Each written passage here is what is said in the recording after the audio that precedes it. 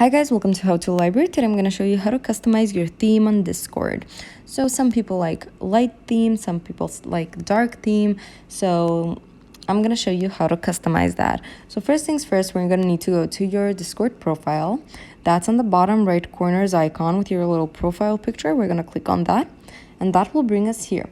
So we're going to scroll down. We have the first thing that shows up is like these billing settings, and then we have app settings. So we have voice and then we have appearance. We're going to click on appearance.